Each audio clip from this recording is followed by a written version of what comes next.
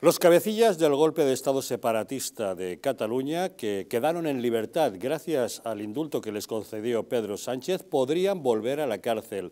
El Tribunal Supremo ha decidido aceptar a trámite los recursos de reposición presentados por el PP, Vox, Ciudadanos y Convivencia Cívica Catalana, en los que se cuestiona la legalidad de esas medidas de gracia concedidas por el presidente del Gobierno. Esos recursos no fueron aceptados hace 4 meses, cuando fueron presentados, puesto que la Sala de lo Contencioso Administrativo no consideró la legitimidad de esos partidos y esa entidad a la hora de presentarlos. En este momento, sin embargo, el alto tribunal cambia de criterio y, por tanto, sí entrará en el fondo de la cuestión, que es valorar si esas medidas de gracia se ajustaron o no a derecho. Recuerden ustedes que fueron concedidas por Pedro Sánchez en contra del criterio del Tribunal Supremo y de la Fiscalía. En caso de que consideren que no fueron adecuados, los sediciosos podrían volver a prisión. Bienvenidos a Los Intocables.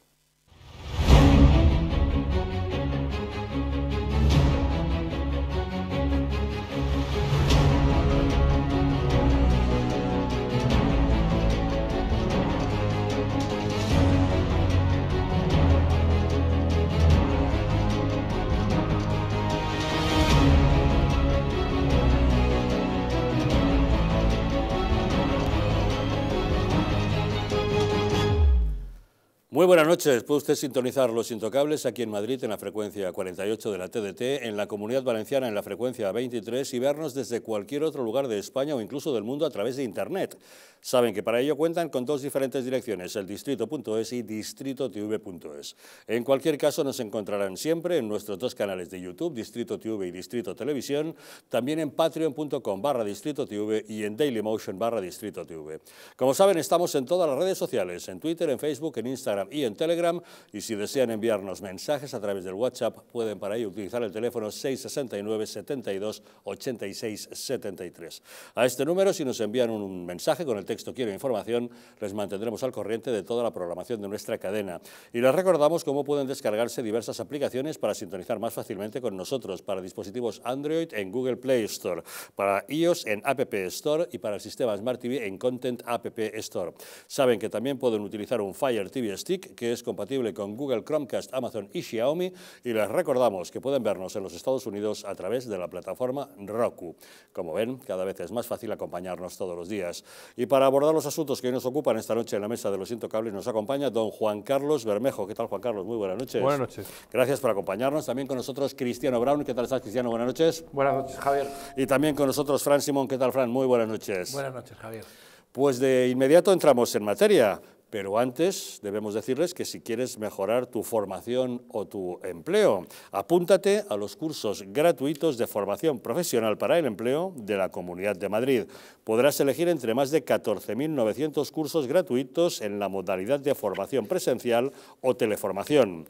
Una amplia oferta formativa con un alto contenido práctico y con la que obtendrás un certificado de profesionalidad o un módulo de estos certificados. Infórmate en el buscador de cursos de la Comunidad de Madrid, en tu oficina de empleo, llamando al 012 o escaneando el código QR que aparece en pantalla. Mejora tu formación, mejora tu empleo. El Tribunal Supremo va a revisar la concesión de los indultos concedidos a los sediciosos. La Sala de lo Contencioso Administrativo ha rectificado y ha reconocido la legitimidad del PP, Vox, Ciudadanos y Convivencia Cívica Catalana, que interpusieron recurso de reposición contra esas medidas de gracia concedidas por Pedro Sánchez. Hace 4 meses la Sala no aceptó la legitimación de los demandantes a petición de la Abogacía del Estado. Ahora hay un cambio de criterio, por lo que la sección 5ª de la Sala Tercera sí podrá entrar en el fondo del asunto, es decir, si los indultos se ajustaron o no a derecho.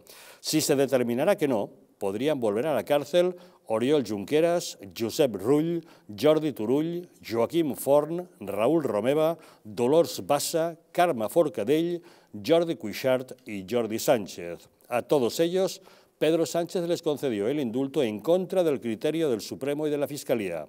Edmundo Val, de Ciudadanos, uno de los partidos demandantes, ha celebrado la decisión de estimar el recurso y desde el Gobierno, la ministra portavoz no solo defiende la legalidad de los indultos, sino también su utilidad política.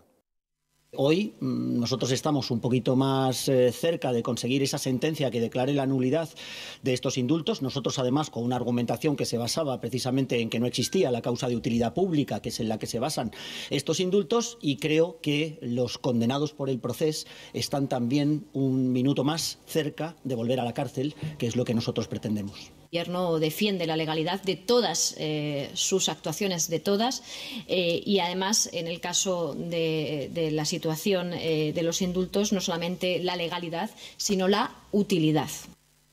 Utilidad política para Sánchez, claro. Señor Bermejo, enhorabuena a Ciudadanos por la parte que le toca. Ya hemos escuchado a Edmundo Val, uno de los partidos que presentaron esos recursos, que hace 4 meses fueron desestimados porque no se les consideraba legitimados para presentarlos. Pues sí, don Javier, muchas gracias, y además el propio Edmundo esta tarde me decía que estaba muy contento porque todo el equipo jurídico de Ciudadanos del Congreso había trabajado en esta propuesta y junto a otros partidos y otros entes de la sociedad civil.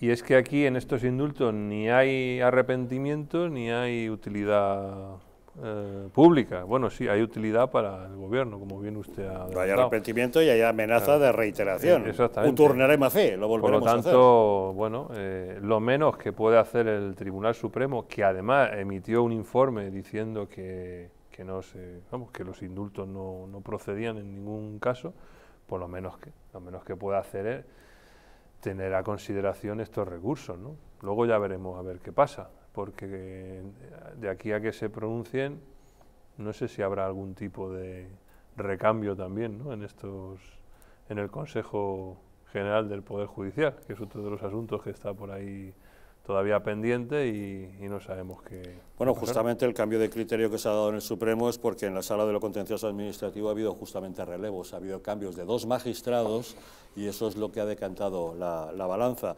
Ha salido adelante esta aceptación a trámite por 3 contra 2.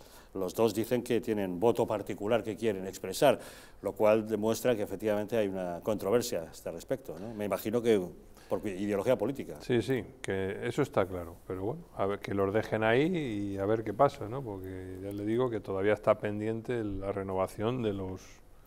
De todos modos, si finalmente la sección tercera, creo que es la sala quinta de la sección tercera, va a entrar en el fondo de la cuestión, teniendo en cuenta que cuando se concedieron el propio Supremo estaba en contra de su concesión, su criterio era contrario, igual que el de la Fiscalía, pues es de suponer que puede darse el caso de que consideren que no se ajustan a derecho, y eso supondría el reingreso a prisión. ¿Cuánto cree usted que tardará eso a resolverse, por su experiencia en tribunales?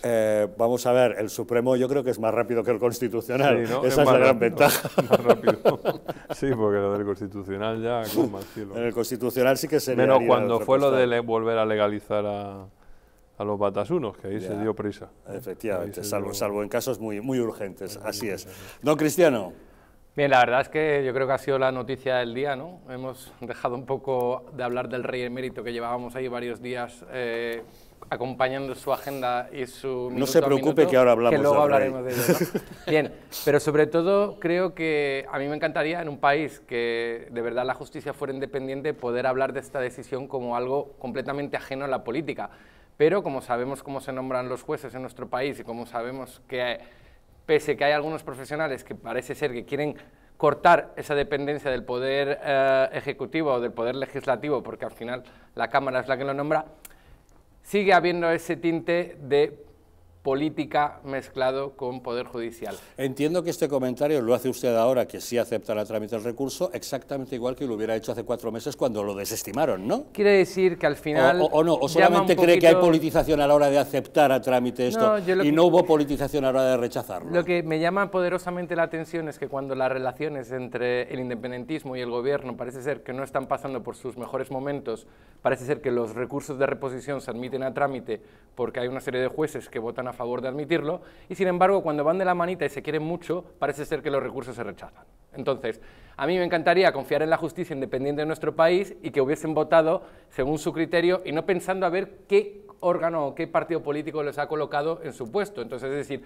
ahora mismo yo me tengo que alegrar porque sinceramente no estaba nunca a favor de estos indultos, pero al final lo que estamos viendo es que el gobierno parece ser que no está moviendo sus dedos o sus hilos para ayudar a los independentistas que le están poniendo contra las cuerdas porque últimamente nos están llevando como le gustaría al señor Sánchez llevarse por Esquerra Republicana. Recordarle que el cambio de criterio es porque se ha producido un relevo en los jueces que componen esa sala, ¿eh?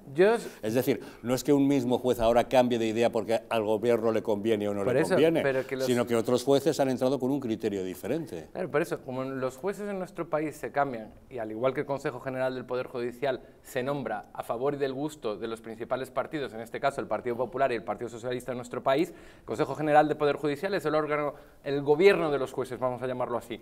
Como además tiene influencia directa sobre nombrar la presidencia del Supremo, es decir, nosotros no vamos a poder decir que la justicia es completamente independiente hasta que no cambiemos el sistema. Entonces, cuando haya este tipo de decisiones que tienen un calado político importante y que tienen un mensaje político importante por detrás, el creer en la independencia de la justicia va a estar siempre cuestionado por nuestro sistema. Y eso que considero que el señor Marchena y toda la instrucción y todo el juicio de la causa independentista se ha hecho correctamente. Fíjate que estoy diciendo claramente que considero que ha sido un juicio correcto, pese a todas las dudas que pueda tener sobre la independencia del Poder Judicial en nuestro país. Lo que yo quiero decir es que llama poderosamente la atención que las relaciones entre el gobierno, el Poder Ejecutivo y el independentismo no estén pasando sus mejores momentos y este tipo de recursos de reposición salgan adelante, lo cual aprieta las cuerdas a los independentistas, lo cual hace que dependan de Sánchez para que Sánchez consiga el día de mañana sus éxitos políticos a costa del independentismo. Digamos que es una postura que me llama un tanto la atención, que el independentismo y el señor Sánchez y el gobierno no estén pasando sus mejores momentos y los jueces puedan actuar, sinceramente, como a mí me gustaría que hubieran actuado en el pasado, que es decir, frenando esos indultos que no nos gustan a nadie. He escuchado a Sobrián, yo sí quiero pensar y creer en la imparcialidad de la Sala de lo Contencioso Administrativo del Supremo. Fran. Bueno, yo no sé si creer o no creer, o cuesta mucho en estos días que corren creer en la imparcialidad de los jueces y más de estos. Entiendo perfectamente lo que dice Cristiano, pero sí que me gustaría resaltar que, por una vez, hay un partido político que ha hecho algo para lo que yo creo que le pagamos los ciudadanos a los políticos, sean los que votas o sean los que no votas, que es intentar defender de todas las maneras posibles, judicialmente también, los intereses de todos los españoles. Usted puede o no votar, en este caso a Ciudadanos, pero hay que reconocer que han trabajado bien y que lo que han hecho ha tenido, en teoría, un fruto que esperemos que sea el fruto que todos queremos. Digo que todos queremos porque cuando un delincuente deciden los políticos sacarlo de la cárcel, aunque sepamos que ha cometido el delito, aunque sepamos que va a volver a hacer el delito y aunque no se hayan arrepentido absolutamente de haber cometido ese delito, pues hombre, yo creo que, en fin, hay que darle una vuelta a la justicia, a los políticos y a todo aquel que tiene que ver con las instituciones del Estado que han permitido que estos señores hayan salido a la calle. Que es que ese es el problema de fondo. Y si ahora los jueces han cambiado de criterio, también me preocupa. La justicia no puede cambiar de criterio arbitrariamente, la justicia tiene que tener un criterio único, esté quien esté al mando de esa justicia. ¿Me explico? Claro, entonces, en fin, me deja muy preocupado esto. Vamos a ver en qué termina todo esto. ¿Sí? Yo creo que llama mucho la atención el tema de la utilidad pública. El tema de la utilidad pública dentro de la mano de un gobernante o alguien con poder es el comodín del público, digamos, para poder hacer lo que te da la gana. Es decir, en utilidad pública yo puedo parar un contrato que estoy a punto de conceder y una empresa puede patalear, pero si yo he argumentado que hay una utilidad pública por detrás, lo puedo parar. Entonces, el tema que ha utilizado el gobierno, la utilidad pública, pues le ha servido para lo que le ha servido y ahora mismo parece ser que lo van a estudiar con profundidad y estoy totalmente de acuerdo con Fran que la oposición y el trabajo es hacer esto es recurso de reposición, que es manifestarte en contra de una decisión que se ha tomado y consideras que es incorrecta, injusta. Es lo que tienen que hacer las personas cuando no están de acuerdo con algún tipo de decisión, incluso aunque sea administrativa, hacia nosotros mismos como ciudadanos. A mí me parece bien que se abra este debate porque además me parece que el independentismo estaba muy contento con Sánchez, estaban aquí todos pensando que iban a conseguir el oro y el moro y vamos a ver si la justicia consigue poner orden. Y yo creo que había una escandalera social por el hecho de la concesión de los indultos. Claro, pero es que además te pueden justificar. Mira, en un ejercicio absoluto de demagogia democrática, tú podrías entender, oiga, ¿cómo es posible que estos estén en la cárcel por pensar políticamente que Cataluña tiene que ser independiente? Pero hay un hecho que es indiscutible, que es la malversación de fondos públicos. Estos señores han robado dinero ¿Qué pasa? ¿Que es que se puede robar dinero? Ahí no hay una motivación filosófico, político. Pero yo personalmente creo que un golpe de Estado no es una cuestión filosófico-política. Pero es una Javier, agresión contra el orden constitucional, y la Constitución es nuestra ley de leyes. Está claro, pero como van a retorcer la interpretación filosófica de lo que puede ser la libertad en base a la Constitución, que está en una línea que yo estoy de acuerdo con que no es así. El mensaje deteriorado de los separatistas que dice el gobierno persigue una ideología. Aquí se persigue a unos delincuentes, no una ideología. Que yo lo tengo claro, pero quitando eso, sacando esa parte de la ecuación, lo que sí que ha quedado demostrado es que estos señores han robado dinero. O sea, ¿qué sucede? ¿Que según este gobierno cualquier político puede robar dinero y le van a indultar? Claro, el criterio podría ser el mismo, claro. En fin, hubo un delito, hubo una condena, hubo un ingreso en prisión y hubo un indulto. Y eso causó pues gran expectación entre toda la población, que se preguntaba efectivamente lo mismo que se preguntaba ahora mismo el señor Simón. O sea, que cualquier político puede robar y luego tranquilo que le concede el indulto, con lo cual aunque tenga una condena sale a la calle. Bueno, vamos a ver finalmente qué es lo que determina el Tribunal Supremo. Un asunto que sin duda se ha convertido en el elemento más destacado de la jornada, en un día en el que tenemos que seguir hablando del rey emérito. Bueno, ya saben ustedes, 11 horas pasó don Juan Carlos en el Palacio de la Zarzuela ayer. 11 horas de conversación de dos reyes, de padre y de hijo. A pesar de las versiones que se han publicado, en realidad desconocemos a ciencia cierta el contenido de esa conversación, pero podemos imaginar algunos de los asuntos que abordaron. Seguramente don Felipe le pidió a su padre prudencia para no perjudicar la imagen de la corona. Presumiblemente, don Juan Carlos le expresó a su hijo su deseo de volver a España para no acabar sus días fuera de su patria. Muy probablemente, ambos coincidieron en lamentar esta situación y quizás analizaron la agresividad del gobierno de Sánchez y el odio que fomentan sus socios ultrarradicales.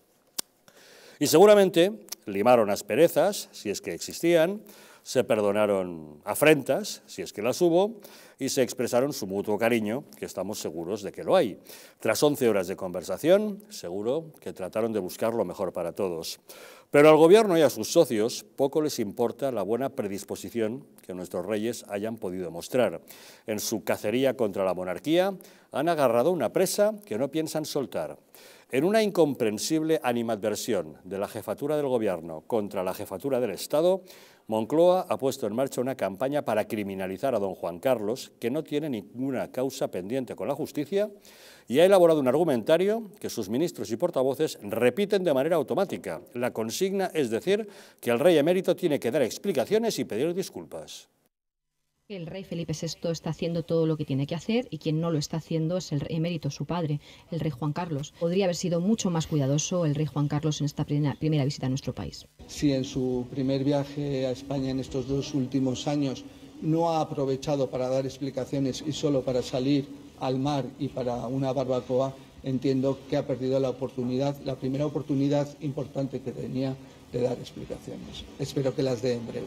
Que explicara, que diera explicaciones de lo que ha acontecido y también que diera una disculpa, que diera explicaciones y una disculpa. O sea, que el gobierno más opaco de la democracia resulta que pide explicaciones a don Juan Carlos dando lecciones de moralidad.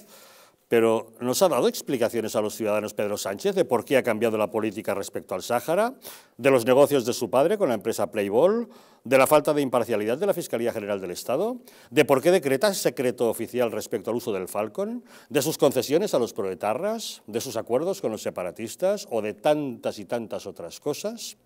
¿Y sus socios proetarras explican por qué no condenan los asesinatos terroristas? ¿O los separatistas explican por qué sus dirigentes condenados por sedición dicen que lo volverán a hacer? Sus portavoces dan lecciones de moralidad y se permiten llamar ladrón a don Juan Carlos. Si tan ejemplar es la monarquía española, ¿por qué necesita ser inviolable esa monarquía, ¿no? ¿Qué es lo que temen? Se ha ido con los mismos interrogantes con los que llegó, ha dejado los mismos y se ha ido con la misma disciplicia y con la misma chulería que da el saberse impune. Inaceptable que este gobierno supuestamente progresista, izquierdas y republicano, esté convirtiendo la inviolabilidad del rey ladrón en la impunidad de la corrupción. A mí lo que me sorprende es que ahora este gobierno se haga el ofendido y es el mismo gobierno que facilitó la huida del rey ladrón. Ante estos insultos, ofensas y ataques contra don Juan Carlos, la presidenta de la Comunidad de Madrid, Isabel Díaz Ayuso, en una entrevista en Onda Cero, se ha referido a los enemigos odiadores de España que quieren romper nuestra convivencia y acusa a Pedro Sánchez de silencio cómplice.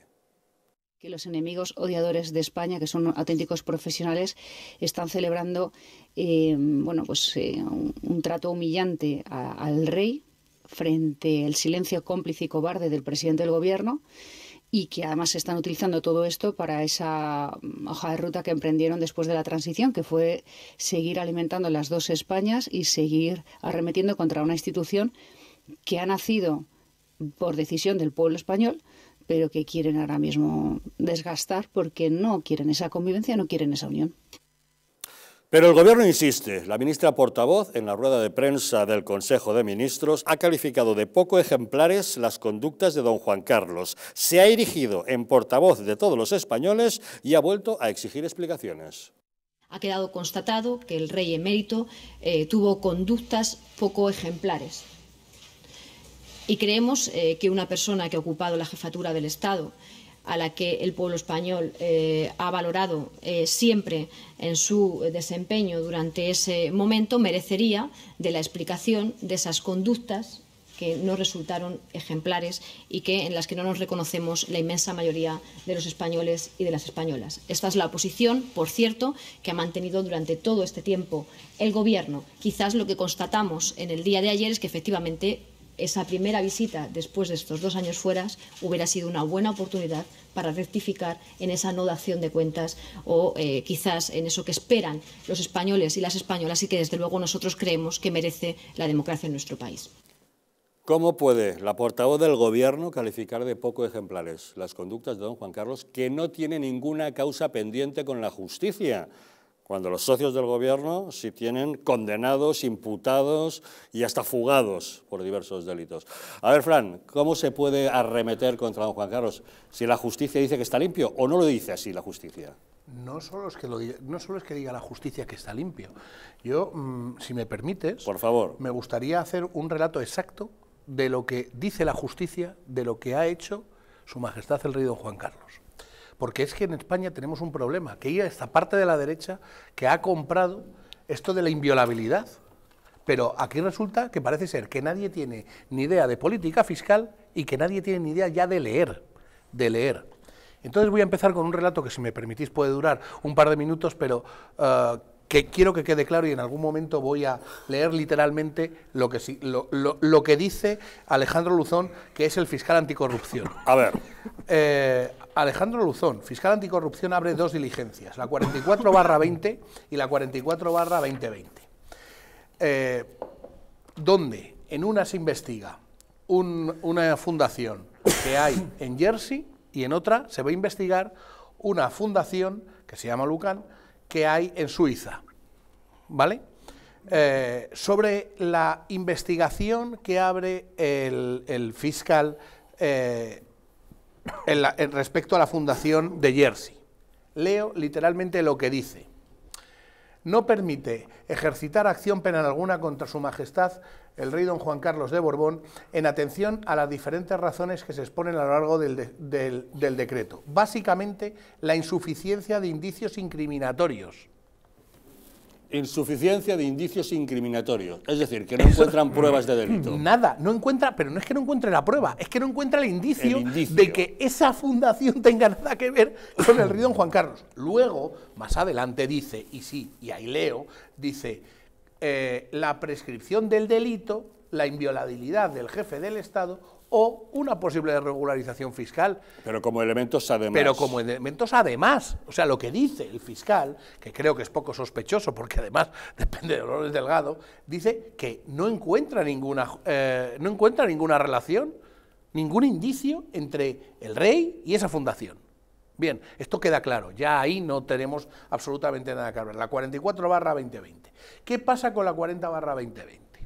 Bueno, pues pasa lo siguiente. Por cierto, la fundación anterior pertenece o pertenecía, junto con la que vamos a hablar ahora, al primo del rey que se llama Álvaro de Orleans. Bien, de Orleans. Quede claro, primo del rey. ¿Qué pasa? Que este fiscal pone en manos del fiscal anticorrupción suizo, y le pide que por favor investigue a la Fundación Lucan, porque en unas grabaciones del señor Villarejo, en unas declaraciones del señor Villarejo con Corina Larsen, le dice la tal Corina: oiga, mire, mira, señor Villarejo, es que resulta que yo estaba con el rey y a este señor le han dado 65 millones de euros, bueno, casi 100, dice casi 100, y se los ha quedado en Suiza. Y a mí no me ha dado nada. Y creo que era por unas comisiones a Arabia la Meca. Bueno, o sea, que esto es una acusación que ella lanza... Que graba Villarejo... A un interlocutor tan fiable como el excomisario Villarejo. Exacto. Pero aún así esto lo recoge el gobierno, con sus amiguitos, y le dicen a Alejandro Luzán: investíguese más lo de Jersey. Lo de Jersey ya dice: yo no puedo investigar, es que no hay ningún indicio. Pero entonces llega este señor y le dice al fiscal anticorrupción suizo, que debe de ser, claro, otro comprado por el Reino de España, le dice: oiga, ¿me lo puede investigar? Y le dice el fiscal: perfectamente, se lo voy a investigar. ¿Qué sucede? Que el fiscal anticorrupción le dice exactamente lo mismo, y voy a leer, el suizo le dice exactamente lo mismo, que ha dicho el propio fiscal. Dice, y leo textualmente lo que dice, dejadme un segundo lo que dice, tras el estudio de lo actuado, esto lo dice la Fiscalía Anticorrupción, ya en el mes de octubre de 2020 se evidencia la inconsistencia de indicios de la relación entre una posible adjudicación en octubre del 2011 de las obras de la denominada fase 2 de la construcción de la línea de ferrocarril de alta velocidad entre las ciudades de La Meca y La Medina, y el ingreso el 8 de agosto del 2008 de 64.884.405 euros de la cuenta de la Fundación Lukum ordenado por el rey de Arabia Saudí. Dice pero que ¿cómo es posible que alguien reciba una comisión en 2008 por una obra que se concede en 2011? Ahí vamos. Es que eso también se le ha olvidado al socialismo y al rojerío patrio. Que claro, tú puedes cobrar comisiones 3 años antes de que se adjudique una obra. Esto es muy curioso, ¿verdad? Así era gusto ser comisionista. El fiscal dice que no tiene nada que ver el rey en esa cuenta de esa fundación. Con lo cual, yo creo que queda muy claro que esas dos fundaciones y el rey no tienen nada que ver. Y ahora vamos a la tercera parte. La tercera parte es lo que dice, y usa también el rojerío patrio, para decir que el rey ha robado dinero. ¿Por qué? Es que ha hecho una regularización fiscal.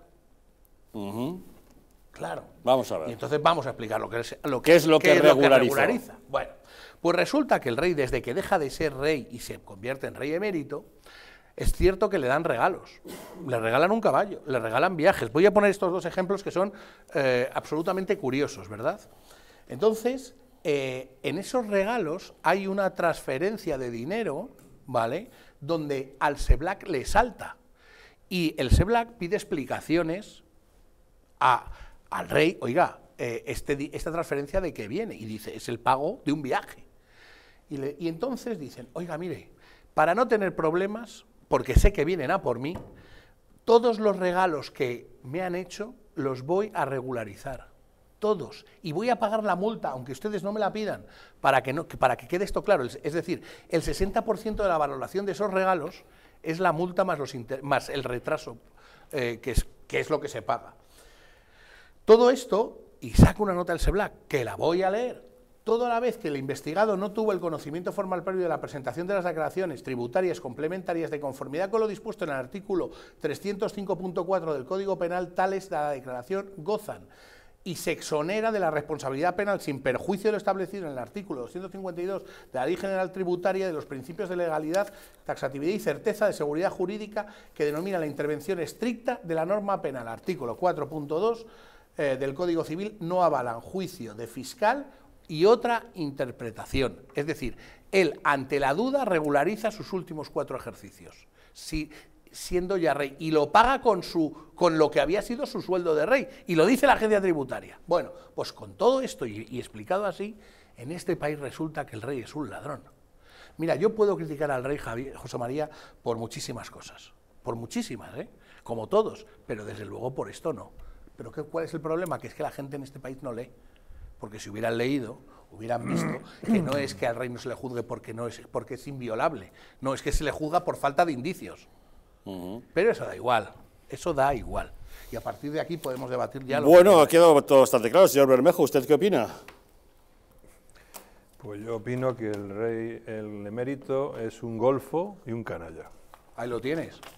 ¿En base a qué? Mira, te voy a decir la base en qué. ¿En base a qué? Mira, te voy a decir en base a qué. Mira, este patriota que ya empezó siendo, como dicen por ahí, es que fue un patriota. Que sí, mira. que sí, golfo, Bueno, canalla, patriota. Yo, ¿En base yo a he qué? dejado Enséñame una prueba. Tú has soltado aquí una Vamos a dejarle brasa, que se explique. No, una brasa y no. aún tiene que hablar cristiano. Brasa no, dato. No, dato, Dato. brasa. Dato. Porque mira, Bueno, te voy a ver, resumir, señores, te voy a resumir vamos la a brasa. centrarnos. Mira, Me estás contando. la hombre. brasa es que la... No, perdón. Una diligencia las Fiscalía diligencias del fiscal son Anticorrupción brasas, ha sí, dicho, hombre, sí. Fiscalía Anticorrupción ha dicho, hace muy poquito, la última resolución, no se le, hablando en Román Paladino, no se le puede procesar porque en unos casos era inviolable, porque la Constitución lo considera inviolable, en otros casos el delito ha prescrito, y en el caso en el que no estaba prescrito, ha regularizado la situación con Mientes. Hacienda antes... No, eso Estás es lo que dice la Fiscalía Estás mintiendo, te Anticorrupción. vuelvo a leer la sentencia, mentiroso, estás mintiendo.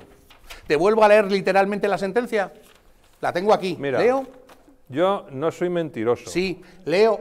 Si quieres te leo literalmente lo que dice la Yo- sentencia, que la he leído. Yo, si no te gusta lo que te digo, pues allá tú. No, es que te estoy leyendo la sentencia. Sí, léela, por favor, léela. Que Sí. te la vuelvo a leer. Sí, léela te otra la vez. vuelvo a leer. Esa frase en Venga. concreto. No permite ejercer acción penal alguna contra su majestad don Juan Carlos de Borbón en atención a la diferencia de razones que se exponen a lo largo del decreto. Básicamente, la insuficiencia de indicios incriminatorios. No, esa no es la sentencia. No, hombre, claro, no lo es, Estás no lo tú es. mintiendo. Pero, hombre, esa ¿qué no me es la estás resolución de la contando? Fiscalía. Vale. Pero Que bueno, sí, hombre, que sí. ya lo Que vemos sí, que después sí. porque se lo vamos a poner a los espectadores Claro, donde quieras. en las redes. Donde Ahora, quieras. te voy a decir A una ver. cosa. Mira, este hombre, este patriota, cuando se hizo la Constitución en España, ¿sabe usted, don Javier, cuáles son los únicos artículos de la Constitución que para cambiarlos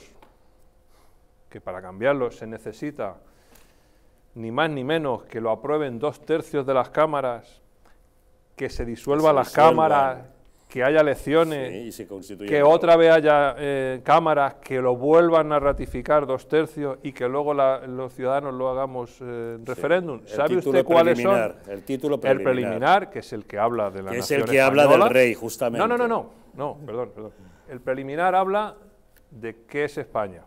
Eso es. Una nación indisoluble, nacionalidades, regiones, etcétera.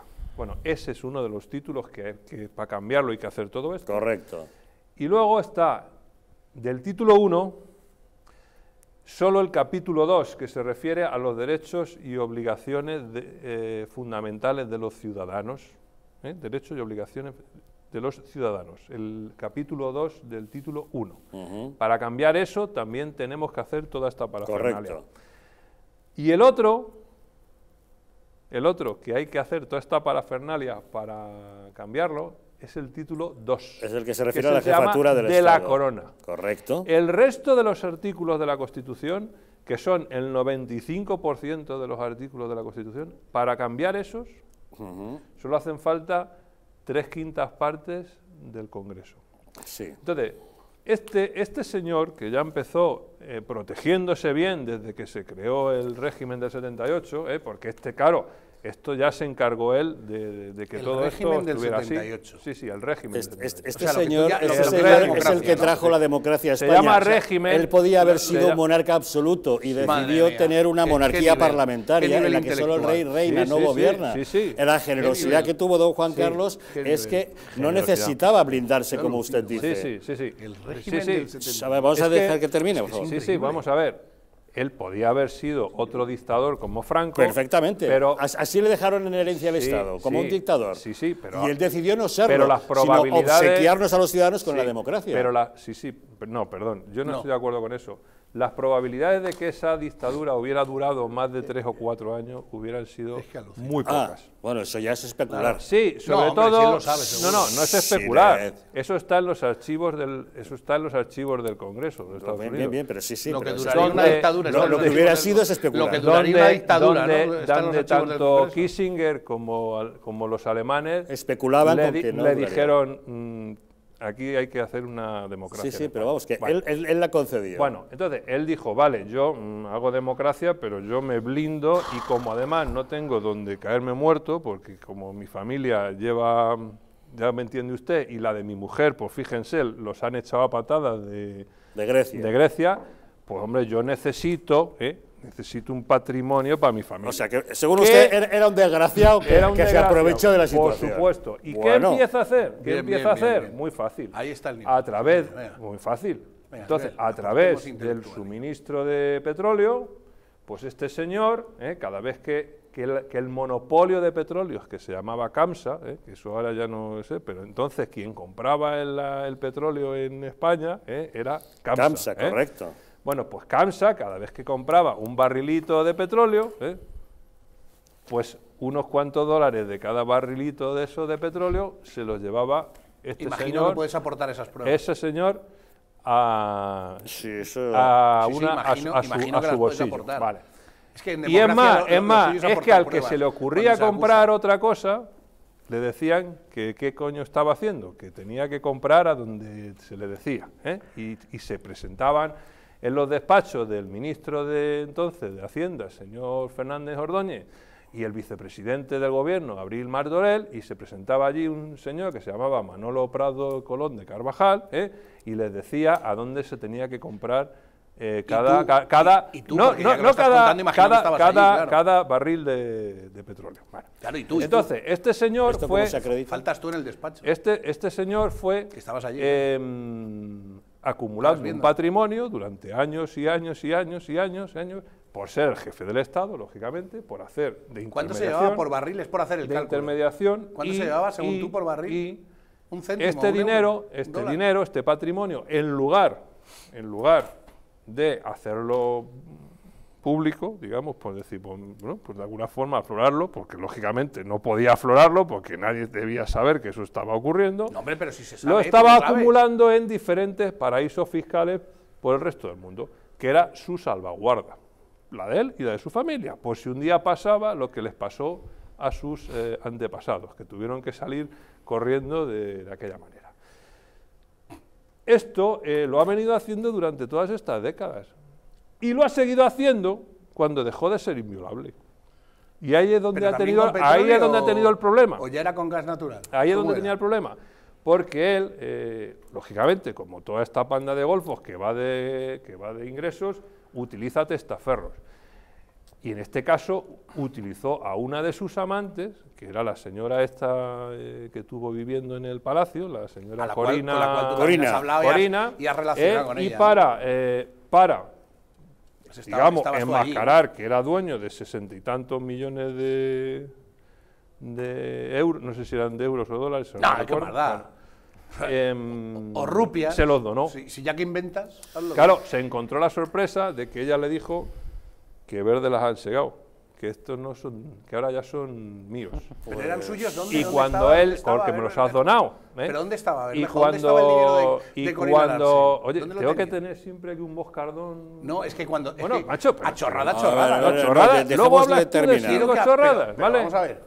No puedo concederles mucho tiempo. Bueno, y bueno, don Cristiano, yo creo que no. Bueno, creo que me he explicado con claridad. Sí, creo que se ha explicado y no ha aportado ninguna prueba de lo que ha dicho. Mire, don Javier. Claro, es que por lo menos una sentencia sí es una prueba judicial, en función de unos hechos. Usted ha contado una historia que no ha aportado ninguna prueba para ratificar si es cierta. Yo he contado una historia que lamentablemente es cierta. Los tribunales no dicen lo mismo. No, es que los tribunales no han podido juzgarle. Si es que se lo he dicho. Por falta de indicio. Se lo ha dicho usted, porque cuando era inviolable, pues era inviolable. Cuando le han prescrito, y cuando había una cosa que no le prescribía, pues se apresuró a regularizarla. Es lo que dice la Fiscalía. Bien, pues apasionante historia la que nos ha contado, pero la justicia no dice lo mismo. Dicho esto, bien, aporta una y esto, además, añadido a las humillaciones que ha tenido que sufrir, y en esto ya, bueno, son temas personales, pero bueno, las humillaciones por las que le ha hecho pasar a su esposa y a toda su familia, por lo golfo que es, pues, hombre, claro, pues eso esto hoy es por lo que su hijo, que hasta el día de hoy, pues, de momento ha demostrado ser una persona decente y cabal, no quiera ni ver al padre, con toda razón. Eso también lo sabes tú. Y le digo una cosa, a Juan Carlos no le ha echado nadie de España. Nadie le ha echado de España. Él puede venir aquí cuando le dé la gana. Claro que sí. Solo faltaba. Es libre, no tiene ninguna es que hasta los que están imputados por algo pueden viajar a España y salir de España, salvo que les quiten el pasaporte. O sea, no, Puigdemont no puede. Bueno, a ese puede, pero si le viene le trinca. Bueno, claro. Pero le digo, él está allí viviendo, o sea, que parece que nos hemos caído en un guindo, ya lo dije aquí el otro día. Él está viviendo en Abu Dhabi única y exclusivamente para no tener que ser residente en España y tener que declarar todo lo que tiene.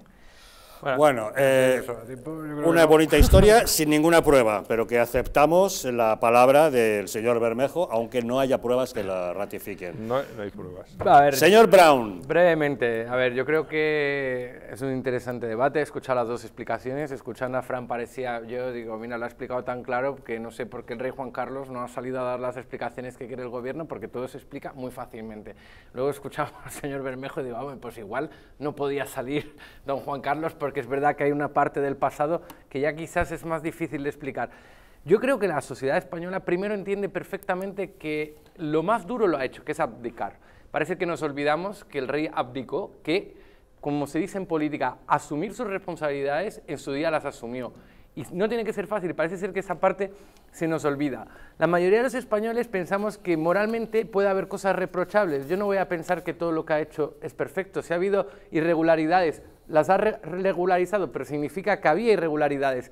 Y que ha hecho un flaco favor a la jefatura del Estado, Frank. Ha hecho un flaco favor a la jefatura del Estado, al sistema actual. Perdóname, Cristiano, es que... Pero, Frank, de verdad, no ha hecho nada para ayudar a Felipe VI en su gestión. La regularización no viene porque hay una irregularidad, viene porque tú tienes... Será la primera irregularización de la historia que no venga de una irregularidad. Cualquier regularización parte de una irregularidad, Fran, lo siento. Cristiano, perdóname, el 50% de las veces que lucha el ciudadano español contra Hacienda, Hacienda pierde en los tribunales. Pero Fran, ¿por qué no dices eso? Fran, cuando hay este hombre decidió no luchar como unos cuantos... de una irregularidad, no es lógico. No, es lógico. Bueno, como tú consideras que no hay una irregularidad, pero si es un mecanismo. Perfecto, no, yo perfecto. no. O sea, lo considera Hacienda. Yo lo que digo es que la relevancia y la importancia que le está dando el gobierno a la situación, cuando la gran mayoría de los españoles, sinceramente, creo que están bastante cansados de este despliegue en torno al rey Juan Carlos, que ha abdicado, que es el rey emérito, que la gente, sinceramente, le llama la atención esto de dar lecciones por parte del gobierno cuando tenemos problemas gravísimos. Hablamos de que no vamos a poder subir las pensiones, tal. Cuando se está cargando, yo digo que él lo está poniendo fácil a los que cargan contra él. Yo personalmente digo, avión privado, nada más verlo, además lo vi en directo, digo, creo que es un error, pero que puede hacer lo que le da la gana. Pero es un error, pero que puede hacer... Oye, dos de frente lo tiene cualquiera. O sea, usted opina lo mismo que Rufián, que es un fabricante de republicanos. No, es el mejor aliado de los republicanos. Yo lo que considero que a Felipe VI no le ha facilitado el camino, ni su llegada, ni su viaje, que si ellos buscaban normalizar la situación del rey Juan Carlos, tenía que haber buscado de una forma quizás mucho más discreta y ayudar a su hijo a mantener el sistema monárquico parlamentario que tenemos. Pues hasta aquí. ¿Sabes que el rey Juan Carlos? Es que hay una cosa, por favor. Oiga, el rey Juan Carlos sí que ha dado una explicación cuando le han preguntado. Pero es que eso tampoco parece ser que se ha dicho. El rey Juan Carlos, hay una periodista que le pregunta... No, Cristiano, bueno, no. Hay una periodista que le pregunta... Va a dar explicaciones. Y él contesta, ¿explicaciones de qué? Y la periodista no dijo de qué. Claro, ¿de qué? ¿De qué voy a dar explicaciones? ¿De algo donde no hay ni un indicio que a mí me digan? O sea, que no pondría la mano en el fuego por el Juan Carlos ni por nada. Han escuchado ustedes las opiniones, los datos que nos ha ofrecido Fran Simón acerca de lo que dice la justicia justicia y a qué obedece cada una de las cosas, lo que nos ha contado el señor Bermejo, que es una teoría acerca de lo que pudo ocurrir, y la opinión que ha expresado el señor Brown. Ustedes saquen sus propias conclusiones. Legalmente, como ustedes saben, don Juan Carlos no tiene ninguna deuda pendiente con la justicia, a diferencia de otros que tanto le atacan ahora, en cuyos partidos sí tienen varios condenados, procesados y hasta fugados. Vamos a hacer una pequeña pausa y volvemos de inmediato. Vamos a asomarnos al extranjero, en concreto a México, donde en lo que va de año se ha producido ya el asesinato de 11 periodistas, 3 en lo que va del mes de mayo. ¿Qué está pasando en México? Una pausa y se lo contamos.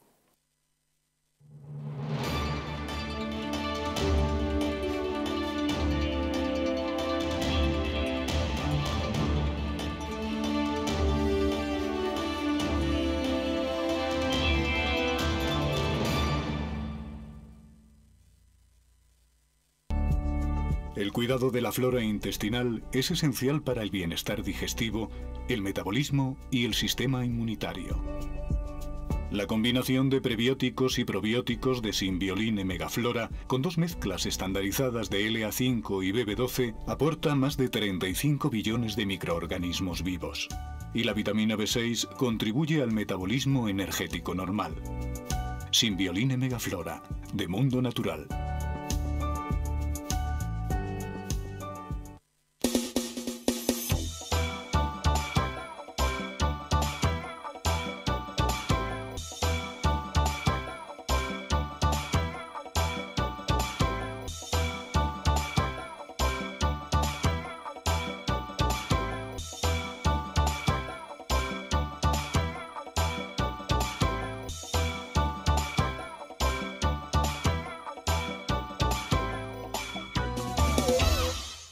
¿Sabías que en España hay 30.000 muertes por infarto cada año? ¿Sabías que después de un infarto, cada minuto transcurrido disminuye las posibilidades de sobrevivir un 10%?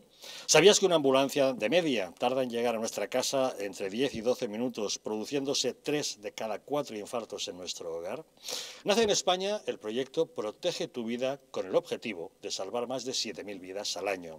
Ahora, salvar tu vida depende de ti. Crea en tu hogar un espacio cardioprotegido con el mejor desfibrilador y de fácil uso. ¿Qué precio le pones a tu vida? Llama ahora al teléfono 900-730-061 o entra en nuestra página web www.protegetuvida.eu y verás que proteger tu vida cuesta muy poco.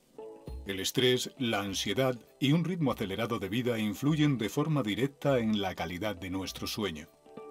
Calm Plus, de Mundo Natural, es una combinación de aminoácidos esenciales como el L-triptófano, precursor de la serotonina, y la vitamina B6, que contribuye al funcionamiento normal del sistema nervioso y a disminuir el cansancio y la fatiga.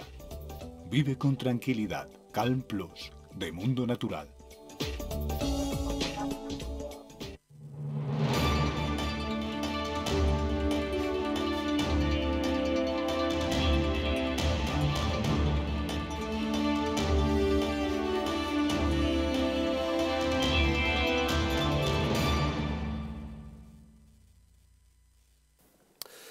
En lo que va de año, 11 periodistas han sido asesinados en México.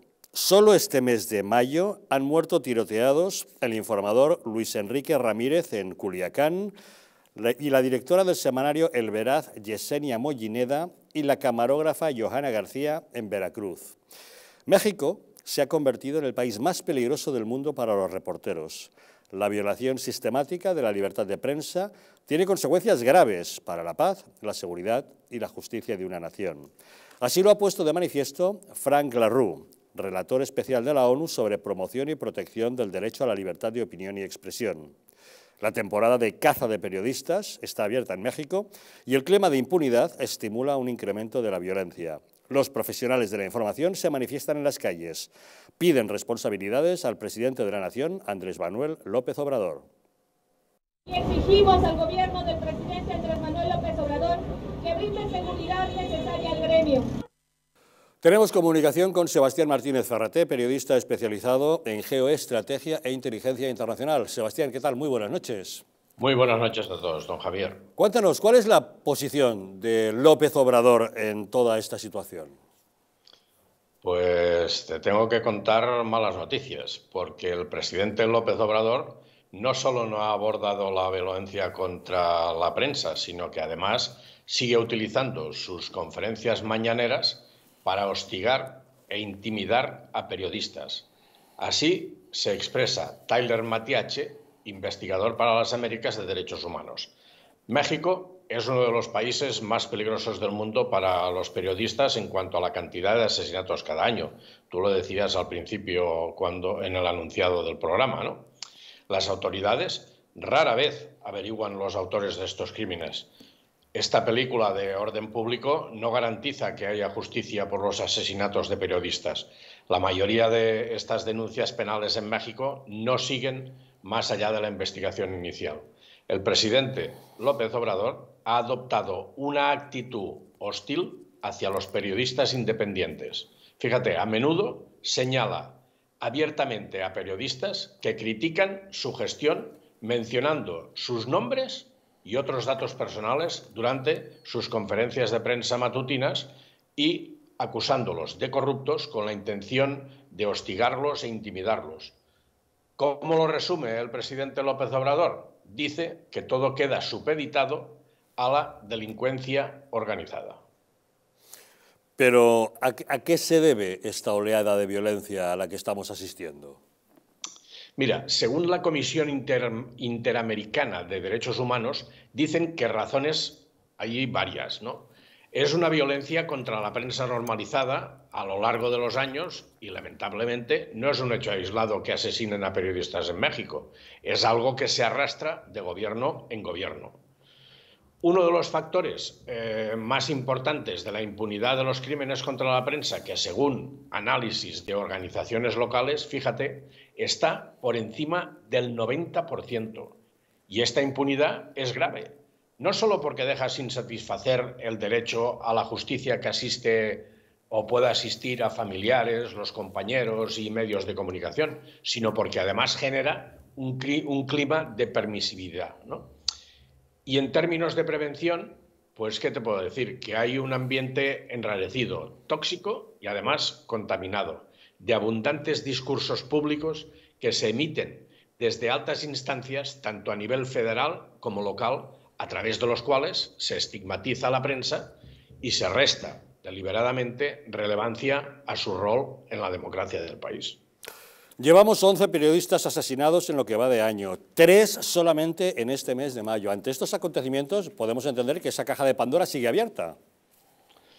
Pues sí, así es, y los asesinatos no paran. Fíjate, me voy a referir al asesinato por lo que dijo, ¿no? Al asesinato de Armando Linares y Roberto Toledo, ambos del medio Monitor Michoacán, ¿no? Que fueron ejecutados a balazos y con 43 días de diferencia.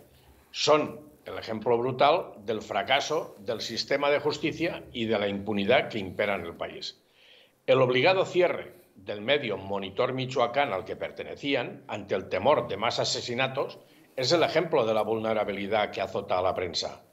Armando Linares, antes de su muerte, que ya estuvo precedida de decenas de amenazas, señaló a los responsables en un vídeo diciendo que responsabilizamos a las autoridades municipales de Zitácuaro, Michoacán, de cualquier ataque a nuestro personal. Hasta el momento no hay detenidos. ¿Qué han hecho? Pues se han girado solamente órdenes de aprehensión contra 2 de los presuntos autores materiales, pero los autores intelectuales siguen libres. El objetivo de los crímenes de ambos periodistas, nos preguntaremos ¿cuál fue? Pues muy claro, fue silenciarlos porque investigaban la corrupción política y la incursión del crimen organizado en Michoacán, un estado situado en el centro oeste de México y que los cárteles de la droga se disputan desde el año 2000. Esta tragedia que está viviendo el periodismo en México parece que tiene 3 frentes diferentes abiertos, ¿no?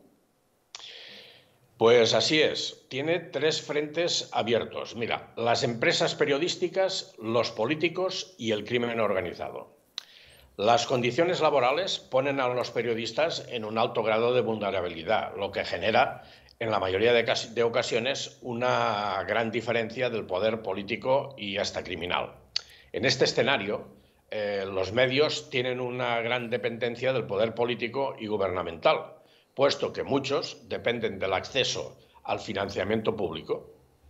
Además, en el interior de los medios hay corrupción que ha empujado por necesidad o por ambición a numerosos periodistas a recibir dinero. Son los que les llaman los famosos chayos en México, ¿no? Para sobrevivir, muchos medios se ven obligados a buscar convenios con los gobiernos, poniendo en venta su línea editorial, con lo que se tendría que decir que trabajan junto al poder político de turno, ¿no?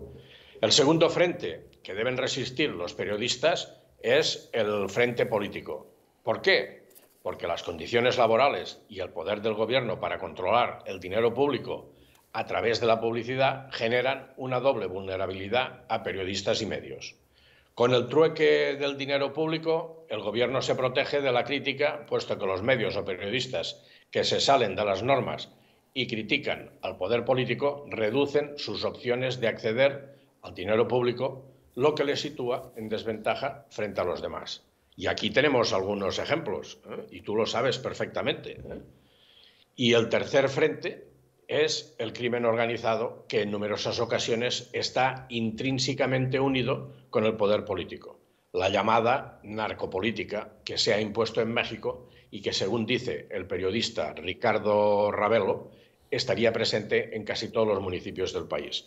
El crimen organizado se ha infiltrado en los medios mexicanos y algunos periodistas se han visto obligados a trabajar para ellos. Existen comunicadores y periodistas que se unen a esta trama criminal por ambición, por necesidad y, lo que es más grave, por supervivencia. Pero qué barbaridad. Ahora entendemos la pancarta que hemos visto en las manifestaciones de a los narcos abrazos, a los periodistas balazos. ¿De verdad el crimen organizado se ha infiltrado en los medios? Pues parece ser que sí, porque en el Foro de Opinión Democrática Abierta, el periodista López Beltrán dice que esto ha creado zonas de silencio en el país. No se puede mencionar nada relacionado con los grupos criminales, o sea, no se puede hablar ni del número de muertes, ni de las relaciones del crimen organizado, y menos de la narcopolítica. El crimen organizado se ha infiltrado en los medios mexicanos. En medio de esta victimización, hoy la prensa mexicana se encuentra amenazada y es tratada como un enemigo, ¿no? La actitud del presidente al criticar a la prensa y distinguir entre buenos y malos es un riesgo, porque envía mensajes equívocos que podría parecer que ampara crímenes, y eso haría que el propio pueblo saliera a agredir a los periodistas, ¿no? Se trata, por tanto, de una actitud peligrosa e irresponsable, porque él, como presidente, tendría la responsabilidad de cambiar el escenario donde proliferan los crímenes contra los periodistas y, por supuesto, la impunidad, ¿no? Detener los crímenes contra los periodistas va de la mano con rectificar el sistema judicial del país, garantizar una protección inmediata ante las amenazas a comunicadores y generar una dinámica de cero impunidad a las agresiones y los homicidios. Con esto se podría empezar a identificar y llevar ante la justicia a los autores materiales e intelectuales de los asesinatos de periodistas, cuya situación de riesgo es, a día de hoy, yo creo que una mancha muy negra para la democracia mexicana. Bueno, sin duda, las organizaciones internacionales están señalando a México en este momento como el país más peligroso del mundo. Es una barbaridad el panorama que nos estás pintando. Ya para terminar, ante este panorama tan complejo, ¿se puede ejercer un periodismo que contribuya a que haya paz en México? Bueno, mira, Johan Galtung, que es un pionero en los estudios sobre la paz, analizó el rol que tienen los medios de comunicación en los conflictos y, como fruto de los estudios que hizo, afirmó que los medios de comunicación, si bien no generan la violencia, sí contribuyen a acentuarla a través de ciertas orientaciones en los temas en los que se centran su atención al cubrir una información. Galtung consideraba que hay dos modos de cubrir un conflicto: el camino bajo o el low road y el camino alto, el high road. Y cada camino difiere de su enfoque. El primero se fija en el aspecto conflictivo, mientras que el segundo se orienta hacia la transformación pacífica del conflicto, estudiando sus raíces. Y no solo presenta un planteamiento normativo, sino que también propone orientaciones concretas para analizar y elaborar las noticias. Dice, hay 4 aspectos fundamentales. Primero es considerar que todas las noticias tienen un enfoque informativo determinado. Segundo, utilizar las herramientas de análisis del conflicto para entender la situación de lo que informan. Tercero, construir las noticias siguiendo ciertas pautas determinadas. Y el cuarto, considerar que los periodistas tienen la responsabilidad social de tomar una opción ética en su trabajo y, por tanto, contribuir a la paz.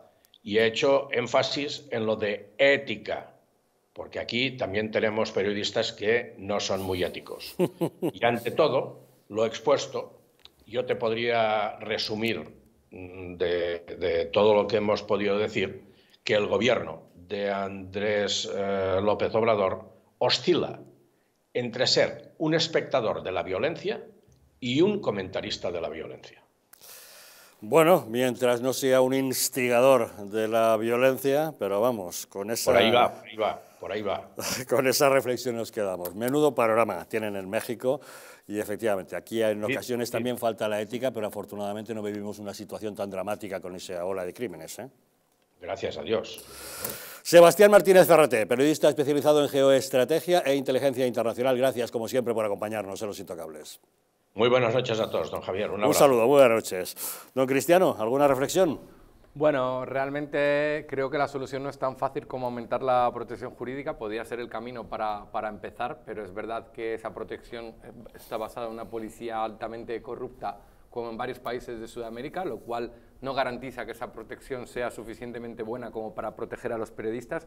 Creo que debe abrir una reflexión sobre realmente, ¿no?, cuando hablamos de libertad real, cuando creo que sale la publicidad aquí en Distrito de la libertad de estar bien informado, defiende en cierto modo al periodismo, porque si no nos enteramos de las cosas realmente nos sentiremos engañados, ¿no? Engañados. Nos podríamos ir a ver la situación del periodismo en la Rusia de Putin ahora mismo, qué tipo de libertad hay ahora mismo para hacer periodismo de calidad en un país como Rusia. Pues México es triste porque es un país precioso, es un país que, no sé mis compañeros si han estado, pero si habéis estado, tiene unas riquezas naturales impresionantes, tiene una población magnífica, pero tiene unos altos niveles de delincuencia, de corrupción, y hay zonas de México pues que no son recomendables para ir.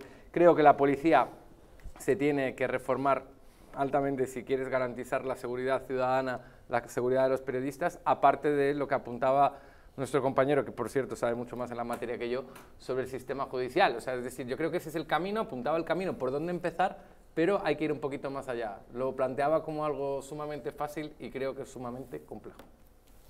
Señor Bermejo. Bueno, es que la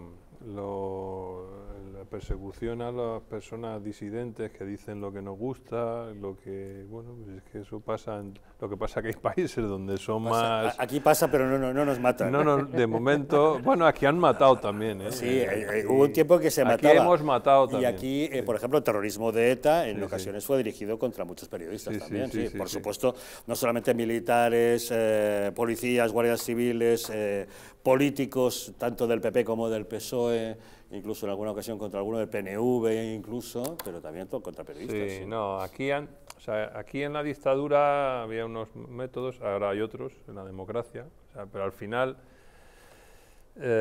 quien nos dedicamos, ¿no? Incluso a modo de hobby, como puedo ser yo, a decir lo que pensamos, y pues bueno, pues ya sabes, ¿no? Siempre eres objeto de todo este tipo de...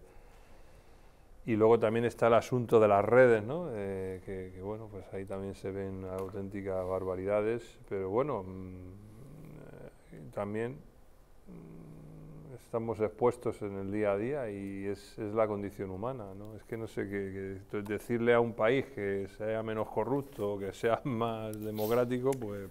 En lo que va de año en México han muerto 11 periodistas, más de los que han muerto en la guerra de Ucrania, que son 9. Bueno, que sepamos, ¿no? Porque en Ucrania, por ejemplo, tenemos a un periodista español que ha desaparecido por ahí, no se sabe nada de él. Ya, pero certificadas que muertes. Dicen que es que era espía de no sé qué. Pero hablamos de un país en guerra, quiero decir, hay una guerra de tiros abiertos y bombardeos, ¿eh? En México, sin embargo, allí no. es que es un país que está en guerra constante también. O sea, es interna, me refiero. Y España es un país que y ya encima está tienen un entrando en presidente como guerra López casi Obrador. ¿Eh? Y tienen un presidente como López Obrador, incluso peor que el de España. No sé, realmente tampoco se ha notado mucho ese hombre, ¿no? O sea, no sé, es que México... Es que abre la boca Superpan, es que México está... En España. Claro. Claro, en España. Es que México es un país tan inmenso, tan no sé, que no es fácil dirigir un país de esas características, no es fácil. Fran. Bueno, evidentemente la gestión de López Obrador es un auténtico desastre, como aquella cada vez donde toca en la izquierda una gestión, pues ahí lo tenemos. Y desgraciadamente en este caso se paga con muertes esa falta de gestión, la falta de democracia y, en fin, la ausencia de Estado, en definitiva, ¿no? Porque eso es lo que han denunciado estos periodistas y les ha costado la vida. Claro, es que acabamos hablando de un narcoestado casi, es que claro, ese es el problema. Claro, y entonces es la falta de patrimonialidad del propio Estado, porque el presidente es el primero que no ejerce. Sí, se saben los problemas, es decir, yo no digo que sea ni lo que han dicho, ni lo que dice Cristiano, ni lo que ha dicho nuestro contertulio, que ha entrado... Sebastián, no, sí. Sebastián, no, a lo mejor es la suma, lo que hay que hacer es la suma de todo eso, incluso poder pedir ayuda a terceros países, que estoy convencido de que todos podríamos darlo con tal de acabar con esa lacra, ¿no? Ya no la lacra de un narcoestado que además es un peligro para todos. Pero es que yo creo que en el propio México no hay voluntad política. El periodismo siempre es incómodo. Cuando tú te pones delante de una cámara o estás investigando algo o dices algo que mata el relato habitual, pues es peligroso. Hay gente a la que puedes molestar y cuando esa gente no entiende que vivir en democracia es otra cosa y solo vivir en la violencia, pues hoy han detenido a un periodista en Davos. Y nadie sabe por qué, porque lo graba, está grabando con su teléfono y se ve cómo lo detienen. Entonces, y bueno, pues es que estas cosas desgraciadamente pasan. Menos mal que existen periodistas valientes que se dedican a denunciar todas estas cosas. Hombre, y que se supone que si un periodista es detenido en Davos, Suiza, ¿no? Es un estado de derecho. Si han detenido un periodista será porque estaba grabando algo, a lo mejor relacionado con la seguridad de todos los mandatarios. Estaban en un bar, es que se ve la imagen, estaba en un bar, ha llegado de repente la seguridad, no se sabe de quién, porque en el logo del brazo de los policías ponía ponía lo del Foro Económico Mundial y no nada del Estado suizo ni del cantón correspondiente, y ha preguntado él que por qué se lo llevaban. Y todo eso está grabado por él y por los que estaban a su alrededor. Es curioso, ¿no? Pero el caso es... Pues a no ser que sea una operación internacional de algún país desplazado allí, en principio es de suponer que si se trata de la policía suiza, está seguro. Es que no es la policía suiza quien lo detiene. Cuidado con esto, pues cuidado con esto, que es que no es la policía suiza quien lo detiene. En cualquier caso, cualquier informador o cualquier persona libre que en democracia tiene derecho a informar de manera objetiva y siendo plural y realista, corre peligro. Yo lo que tengo cada día más claro. Los índices democráticos son, en fin, Sebastián, bajos. Yo creo que esa parte sí que lo ha explicado muy bien.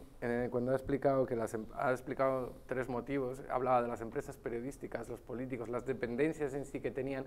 Y es decir, ¿qué pasa? Que si tú eres periodista y quieres un tipo de protección, en cierto modo te casas con la política, pero tú no tienes por qué casarte con la política porque no va a ser un instrumento de la política el día de mañana para informar. Entonces es como un arma de doble filo. Si tú quieres ir contra el narcotráfico, te vas a tener que casar con el político de turno y el medio de turnos tiene que comprar un determinado mensaje ideológico por estrategia de supervivencia, en vez de hacer un periodismo independiente, que es un poco lo que le he entendido en su argumentario, con lo cual eso es peligroso, porque al final no hay un periodismo libre, no hay un periodismo que permita hacer su trabajo. La prostitución del periodismo, o sea, aquí el periodismo ahora mismo se ha convertido en este es mi equipo, yo soy el hooligan de mi equipo, porque además mi equipo, si gana, me hace vivir, cuando el periodismo no es eso. Aquí tenemos al señor Algarra, que nos podría dar lecciones a todos, pero precisamente el periodismo es meter en un problema al político, aunque sea de los tuyos, por decirlo así, meterle en un problema para conocer la verdad y para funcionar y para que haya más niveles de democracia o un nivel más alto de democracia en esto y ser crítico. Pero eso es ya un nivel muy elevado para México. Yo lo siento y mira que tengo mucho cariño a México. Fíjate, ojalá en España también llegáramos ahí. Bueno, estaremos muy pendientes de lo que ocurra en México, pero ya que ha mencionado usted Davos, hasta Davos nos vamos. Vamos a dar una pequeña pausa y volvemos de inmediato para asomarnos a ese Foro Económico Internacional de Davos, esa gran cita anual de las grandes economías y finanzas en Davos, en la que El presidente del Gobierno español, Pedro Sánchez, ha intervenido, eso sí, sacando pecho. A pesar de todas las advertencias que nos están haciendo, que la española es la peor economía, el peor gobierno, el que lo ha hecho peor y el que está en peor situación, Pedro Sánchez, inasequible al desaliento, ha ido a sacar pecho a Davos diciendo que somos la locomotora del crecimiento en Europa, nada menos, y eso sí, que somos la solución para la regasificación de toda Europa ante la dependencia que tenemos excesiva del gas ruso. Una pausa y les contamos.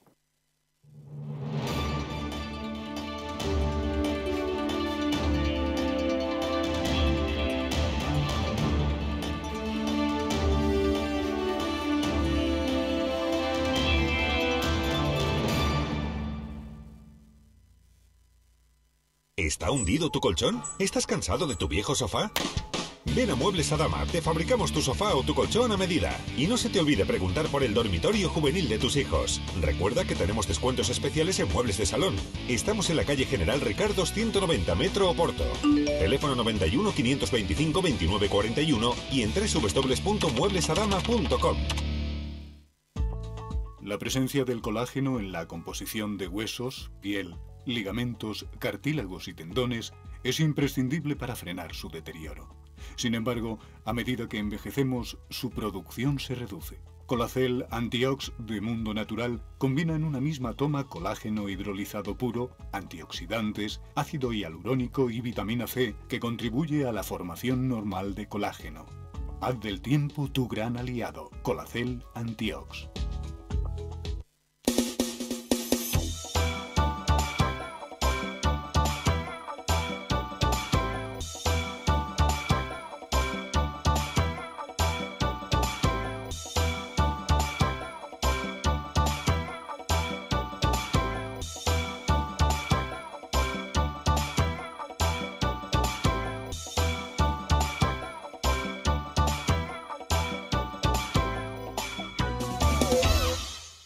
¿Sabías que en España hay 30.000 muertes por infarto cada año? ¿Sabías que después de un infarto, cada minuto transcurrido disminuye las posibilidades de sobrevivir un 10%? ¿Sabías que una ambulancia de media tarda en llegar a nuestra casa entre 10 y 12 minutos, produciéndose 3 de cada 4 infartos en nuestro hogar? Nace en España el proyecto Protege tu Vida con el objetivo de salvar más de 7.000 vidas al año. Ahora, salvar tu vida depende de ti. Crea en tu hogar un espacio cardioprotegido con el mejor desfibrilador y de fácil uso. ¿Qué precio le pones a tu vida? Llama ahora al teléfono 900-730-061 o entra en nuestra página web www.protegetuvida.eu y verás que proteger tu vida cuesta muy poco. Un estilo de vida saludable, la dieta y el ejercicio físico ayudan a disminuir los niveles de colesterol. Divecol Forte de Mundo Natural contiene cardo mariano, coenzima Q10 y levadura de arroz rojo que aporta 10 miligramos de monacolina K que contribuye a mantener niveles normales de colesterol sanguíneo. Protege tu corazón, protege tu salud. Divecol Forte de Mundo Natural.